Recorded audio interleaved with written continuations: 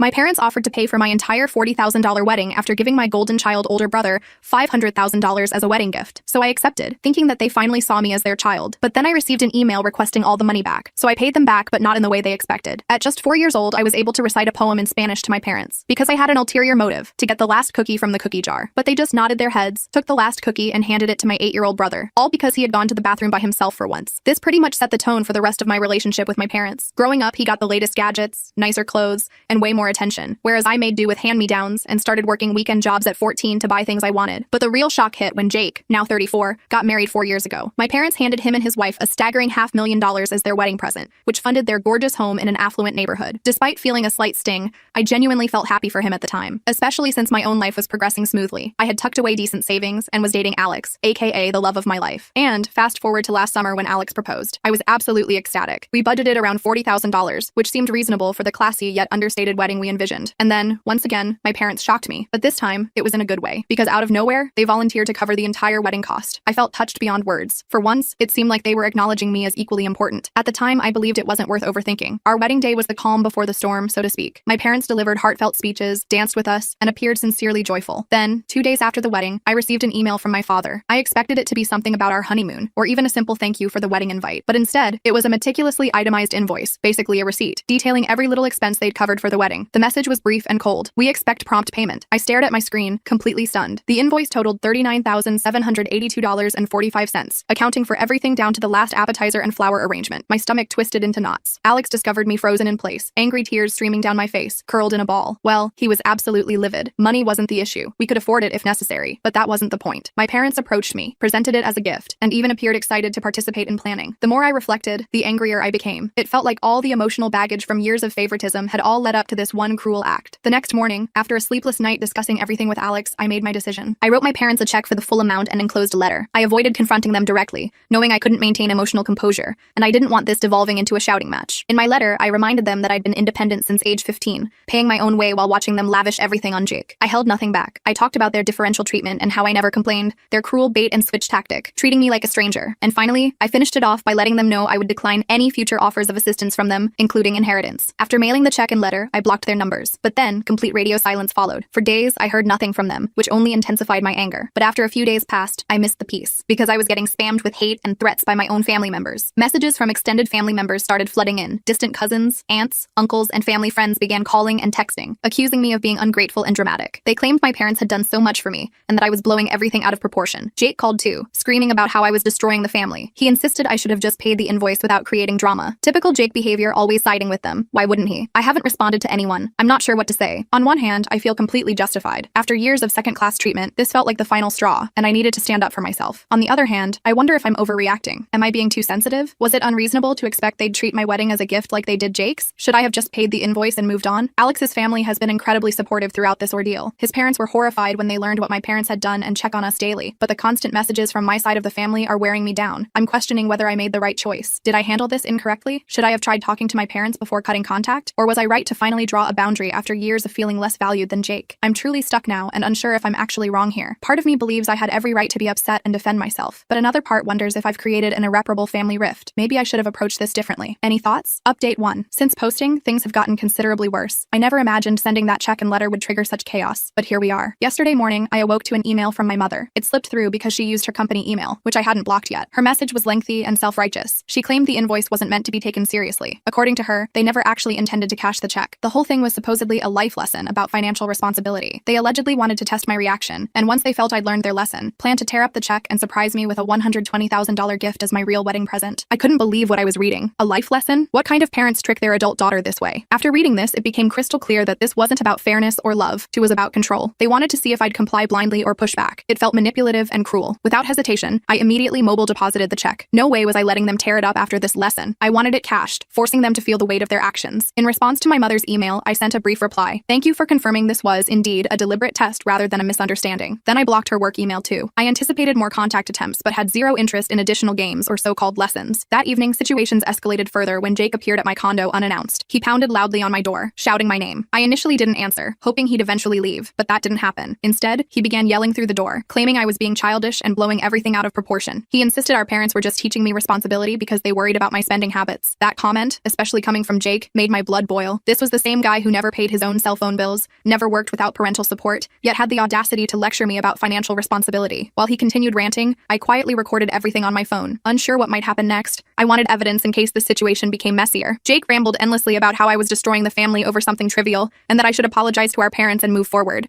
He claimed they never intended to hurt me and had always done their best for both of us. He kept insisting I was overreacting and the entire situation was my fault. I remained silent, refusing to open the door. I just sat there listening, silently fuming. Eventually, after what felt like forever, he left, but not before calling me selfish and accusing me of trying to sever family ties over money. After he departed, I sat quietly for a while, feeling overwhelmed by everything. Jake's outburst only confirmed what I'd always known. He would perpetually take their side, regardless of how unreasonable or hurtful their actions were. That night, more messages poured in from extended family. Apparently, Jake went straight to my parents after failing to speak with me, and now they were rallying everyone against me. My phone flooded with texts from aunts, uncles, and several family friends. Most messages followed an identical pattern, calling me ungrateful, accusing me of causing unnecessary drama, and urging me to apologize for how I'd treated them. One message particularly struck me from an aunt I hadn't heard from in years. She claimed I was fortunate to have parents who cared enough to teach such lessons, and that I should be grateful they spent anything on my wedding. She concluded by saying I was lucky to even have parents who wanted involvement in my life. I couldn't believe how quickly everyone turned against me. It seemed they'd all decided my parents were right simply because they possessed the money and power. Nobody seemed concerned about the emotional manipulation or years of favoritism leading to this point. They only saw me rejecting their supposed generosity, which was sufficient for everyone to side against me. By this point, Alex worried about how much this affected me. He kept asking if I wanted a break from social media and to turn off my phone temporarily for peace. He reassured me I wasn't wrong, reminding me of all the times my parents showed favoritism toward Jake and how they always used money to manipulate us both. The most frustrating aspect was my inability to get straightforward answers. My parents weren't reaching out to explain themselves further. They truly believed their narrative, portraying themselves as misunderstood parents just trying to help, while I was the ungrateful daughter who exaggerated everything. I began wondering if I should have handled things differently. Maybe instead of sending that letter and blocking them, I should have had a proper conversation. But then again, I knew how those conversations typically went. They'd twist everything until I ended up apologizing for feeling hurt initially. It was a cycle I'd been trapped in for years, and I lacked energy to repeat it. For now, I'm focusing on the life Alex and I are building together. We can't do much except hope things improve eventually. Update 2. Hey everyone, I want to begin by thanking you all for your responses. Reading your comments, advice, and personal stories has truly helped me process recent events. It's been an emotional roller coaster, and your support means more than you realize. While I've tried maintaining strength, things have taken another unexpected turn. A few days after Jake's visit, I received a call from my father's brother, my uncle. We hadn't spoken in years, and honestly, I expected him to echo everyone else's sentiment about reconciling with my parents. Instead, his revelations completely transformed my perspective. He began by mentioning he'd heard about our situation through family gossip and felt compelled to contact me because, apparently, this wasn't their first manipulative stunt. 20 years ago, something similar happened between him and my grandparents, my father's parents. My uncle refused to tolerate their manipulative tactics, resulting in them smearing his reputation throughout the family, accusing him of theft and ingratitude for everything they'd provided. He explained that back then, my father didn't support him. In fact, he sided with their parents, creating a massive rift between the brothers that never fully healed. My uncle always felt abandoned by my father, and it took years to understand how their family operated. Hearing him describe the past mirrored my own experience in different contexts. My grandparents had used money and manipulation to control my uncle, exactly like my parents were attempting with me now. As he continued, everything started making sense. My parents weren't behaving out of character. They were repeating patterns established long before my birth. They learned this behavior from their own parents, and my father, having enabled his brother's situation years ago, was now playing the same role with me. My uncle mentioned that his refusal to comply with my grandparents' demands carried severe consequences. After their fallout, they completely cut him off financially and emotionally. They portrayed him as the family's black sheep, and even today, relatives believe the lies spread about him. It was entirely about control, he explained, and when they couldn't control him anymore, they erased him from their lives. His story sent chills down my spine. It perfectly mirrored my current situation. My parents were upset because I refused to play their game, and rather than understanding my viewpoint, they turned the entire family against me. I began recognizing how deeply this toxic cycle ran,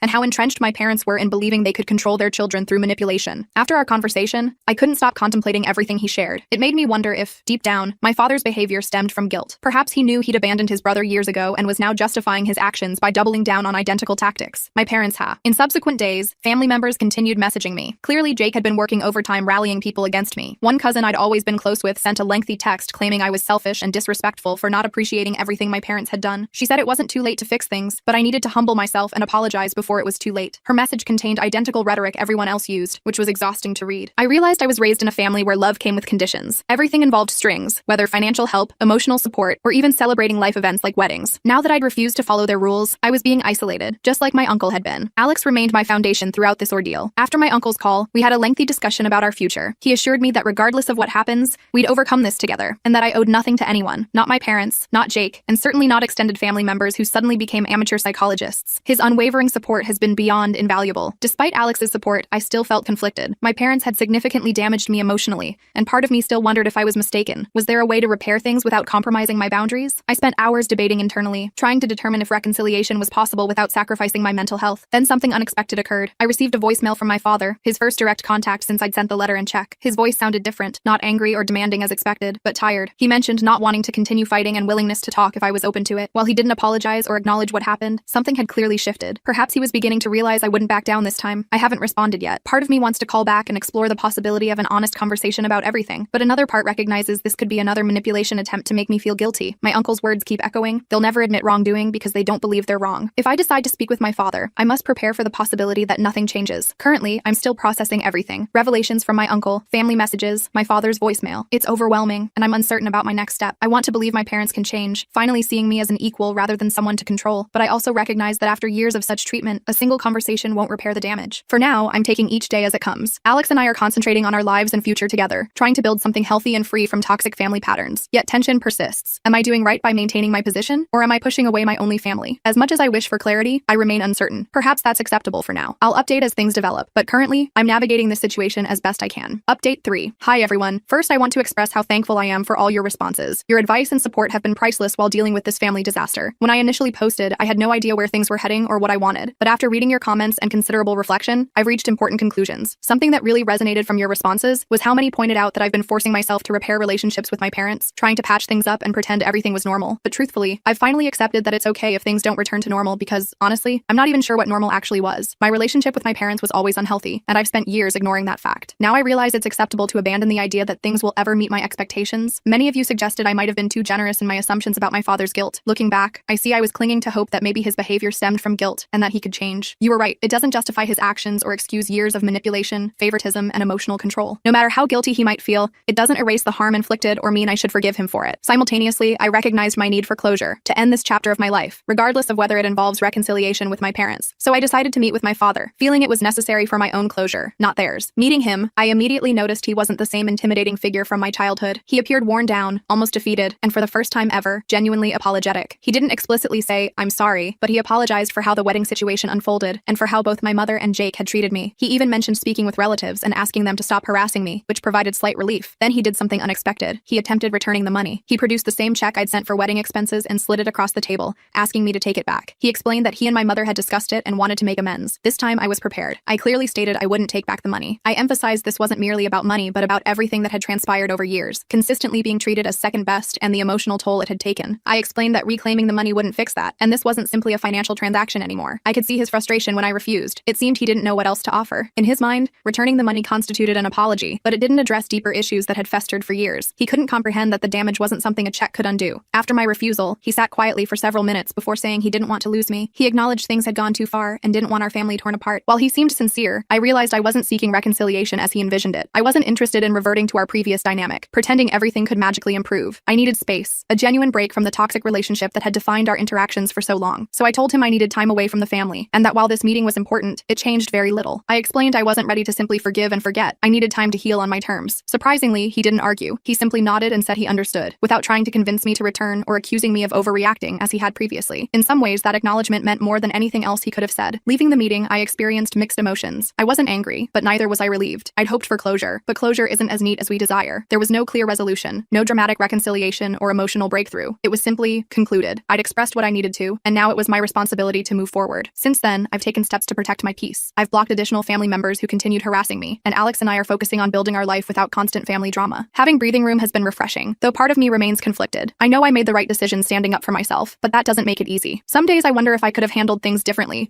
or given my parents another chance. Then I remember years of feeling inadequate and remind myself I deserve better. Jake, predictably, hasn't contacted me since meeting with my father. I suspect he remains upset about the fallout, but at this point, I'm not interested in mending things with him either. He's clearly demonstrated where his loyalties lie, and I've accepted our relationship will never reach its potential. I'm okay with that now. Releasing the fantasy that we could ever be close has been painful, yet liberating. Regarding my father, the future remains uncertain. He seemed genuinely remorseful, but I'm unsure if that's sufficient to rebuild our relationship. For now, I'll continue prioritizing myself and my happiness. If there's one lesson from this experience, it's that I deserve to put myself first for once, and that's exactly what I'll do. So that's where things stand currently. It's not the happy ending I might have wanted, but it's the conclusion I needed. Sometimes, that's enough. Thank you again to everyone following along and offering support. I appreciate it more than words can express.